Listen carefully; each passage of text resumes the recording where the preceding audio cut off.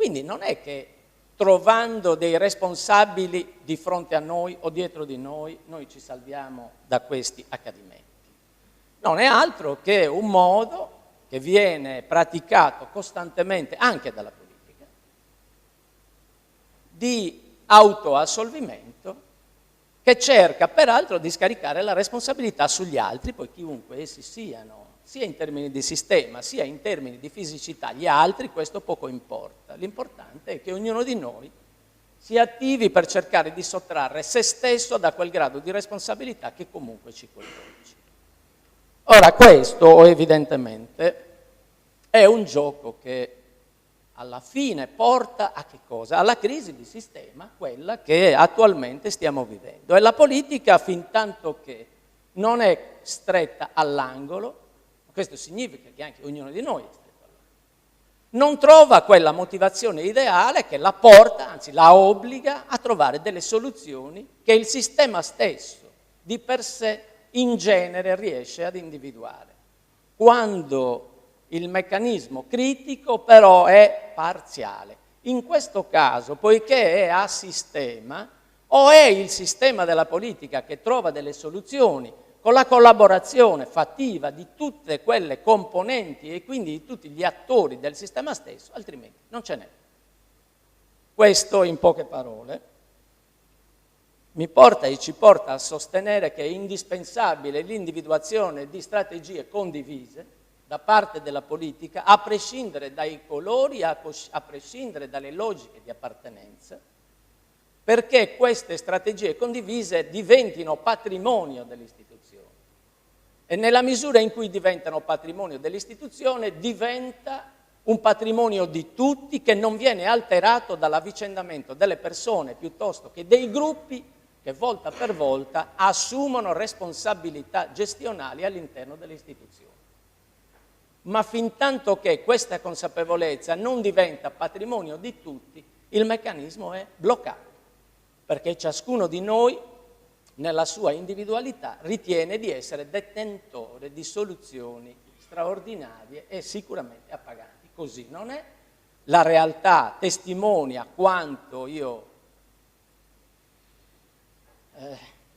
non senza difficoltà, vado ad esprimere ogni qualvolta me ne viene fornita l'occasione, e questo significa anche una forma di, non di autosoluzione, ma di autoresponsabilizzazione, nella misura in cui si cerca di trasferire la difficoltà che anche a livello istituzionale esiste quando, come nel caso più recente, ieri, una parte significativa del comparto va a rivendicare presso l'istituzione rappresentativa, la politica, il bisogno di una risorsa straordinaria che non c'è, per porre un pannicello caldo rispetto ad una situazione emergenziale, ma attraverso la pratica di un sistema che è quello di sempre, e cioè delle attenzioni economiche a pioggia che non hanno in termini di orizzonte una strategia che possa,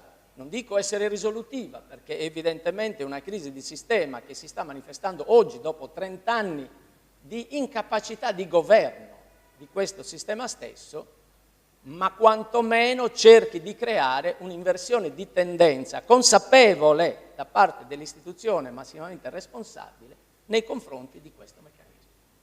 Questo è quello che mi sento di dire in termini di apertura, per poi, se voi lo riterrete utile, proseguire nel corso della giornata, che ritengo sarà sicuramente provvida di suggerimenti e di osservazioni puntuali, per proseguire con voi nella disamina di questo meccanismo e di questo argomento assolutamente interessante. Grazie. Grazie. Ma restiamo nel campo delle istituzioni col Presidente della Provincia Fulvio Tocco. Don avere questo microfono. Stia alla destra del padre, grazie. Se non funziona, prova. Grazie. Sì. Chiedo scusa per il ritardo, ma la nostra provincia, anche se piccola, devo dire che è una marea di iniziative. Oggi sull'agroalimentare, sull'agricoltura ce ne sono addirittura 3. L'ultima è alle ore 18 a Luna Matrona, dove si tiene un'iniziativa sulla valorizzazione del melone in asciutto, un progetto al quale hanno partecipato 164 aziende della Marmilla e quindi c'è un bel lavoro da fare. Mi fa piacere che la Proloco locale abbia inserito questo convegno nell'iniziativa che riguarda la valorizzazione del cereale, in quanto diventa un argomento, a mio avviso, oggi non più settoriale, non più di comparto, ma diventa un ragionamento a carattere generale, perché ci troviamo di fronte ad una crisi terribile, una crisi che sta lasciando segni da tutte le parti, e in Italia questa crisi assume ancora maggior significato in quanto la norma che è stata varata per correggere i conti italiani affronta la questione dei tagli, ma non affronta la questione degli sviluppi. Quindi una manovra da 48 miliardi di euro affronti le manovre di 80 miliardi di euro della Francia e di 100 miliardi di euro della Germania.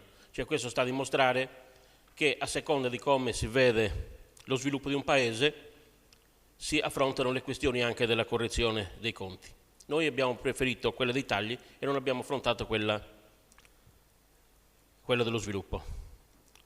La situazione è ancora più disastrosa perché i tagli alla spesa pubblica sono iniqui, nel senso che chi governa la spesa centrale ha individuato tagli per quel sistema dell'1,2, per quanto riguarda le regioni italiane ha individuato tagli del 14%.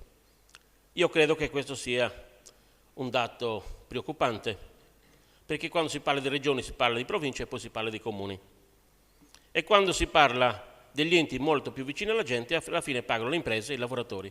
L'ente pubblico quindi non può sviluppare la funzione di ente anticrisi, ma addirittura diventa un ente che produce crisi, perché non dare l'ok all'inizio dei lavori alle imprese che hanno vinto gli appalti e dove c'è stato il contratto, io credo che stiamo creando un danno tremendo nell'ambito della nostra società.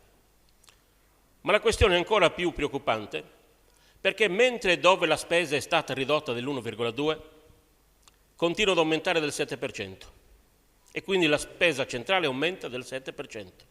Nelle regioni aumenta del 5,5%, nelle province e comuni del 3,45%, che è in ordine col dato Istat. Quindi anche questo dato dimostra che il peso della crisi si scarica soprattutto nell'ambito della periferia, quindi pagano le imprese, pagano i lavoratori, non si crea lavoro. Pertanto nasce una questione, che è quella del convegno di oggi. Io credo che il territorio vada rivalorizzato, con tutte le sue potenzialità, così come noi l'abbiamo conosciuto. Il nostro territorio ha una vocazione cerelicola, una vocazione di legumi, una vocazione agricola di prim'ordine. Dalla Marmilla e dal Campidano partivano le derrate per alimentare a suo tempo le bestie della Sardegna centrale. Questo credo che sia un dato importante da riconsiderare oggi, perché la frazione proteica per alimentare gli animali per la parte che non si attinge dal pascolo, da quella che si coltiva in Sardegna, si attinge dai mercati extraregionali e extraeuropei, quindi con grandi problemi per quanto riguarda anche la rintracciabilità e la valorizzazione del prodotto.